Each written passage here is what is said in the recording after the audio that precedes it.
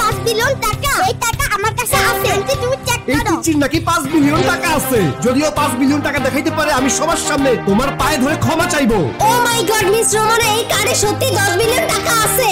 বামসি, তোমার কাছে এত টাকা কিভাবে এলো? তোমার আসল পরিচয় কি? আম্মু তুমি হয়তো জানো না, আমরা বিলিয়নিয়ার। আপু তোমাকে পছন্দ করছে, সেজন্য পরিচয় গোপন রেখে তোমার বডিগার্ড হইছে। 10 বিলিয়ন টাকা দিয়ে ডেমন্স গ্রুপের সাথে টক্কর দিবে। ঠিক, এই কোম্পানির ভ্যালু 50 বিলিয়ন। আমরা ডেমন্স গ্রুপের সাথেই আছি। আম্মু ডোন্ট ওয়ারি, আমার কাছে আরেকটা কার্ড আছে, ওখানে 80 বিলিয়ন টাকা আছে। এটিএম কার্ড থাকলেই বুঝি বিলিয়নিয়ার হয়ে যায়? এরকম 10 টাকা আমার কাছে আছে, আমি কি বিলিয়নিয়ার? নট, এইখানেও 20 মিলিয়ন টাকা। তোমরা মনে করছো আমি বিলিয়নিয়ার না? এরকম আরো 3টা কার্ড আছে, ভুইয়া গ্রুপ আমার আম্মু থাকবে, কেউ তাকে সরাতে পারবে না। আরো 3টা বিলিয়নিয়ার কার্ড আছে। আছে, শেয়ার হোল্ডার না। সিদ্ধান্ত জানো তোমরা কার সাথে থাকবে? আমরা অবশ্যই রোমানা ম্যাডামের সাথে থাকবো, উনি আমাদের এমপি। একমত, আমিও একমত।